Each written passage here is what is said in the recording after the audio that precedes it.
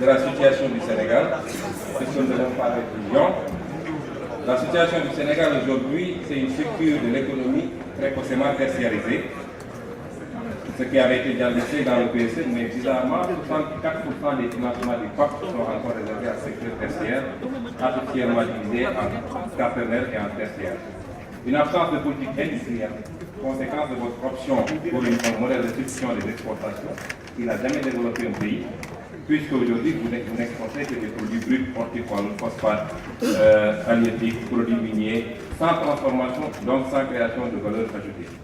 Vous n'avez pas le courage politique, votre gouvernement, touché au vrai boulot, notamment la livraison précoce de nos filières à la compétition mondiale avec la signature des APE que le président Macky Sall défend, mais surtout cette monnaie qui nous tue le franc CFA et qui nous rend incompétitifs à l'export.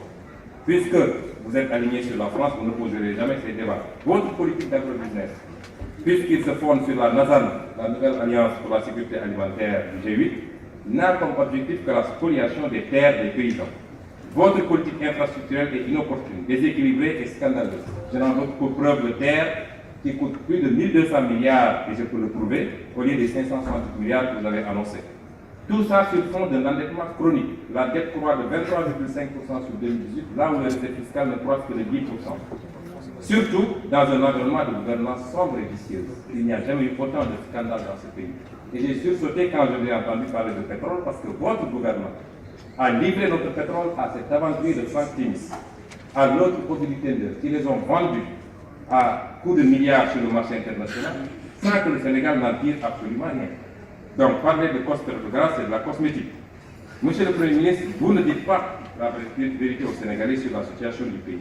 Depuis 4 mois maintenant, vous n'exécutez plus le budget car il y a un dépassement sur les ressources extérieures de plus de 200 milliards, ce qui remet en cause d'ailleurs tous vos chiffres sur la maîtrise du déficit budgétaire.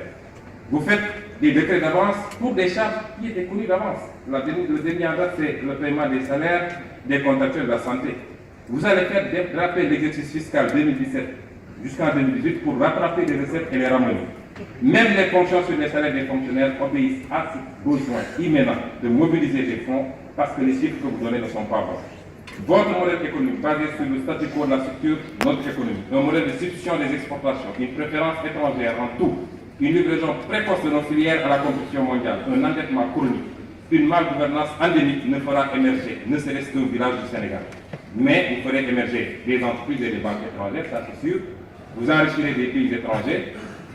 On n'en attendait pas plus, évidemment, d'un gouvernement dirigé par un lion qui dort et un Premier ministre qui passe tout son temps à danser le balance sur le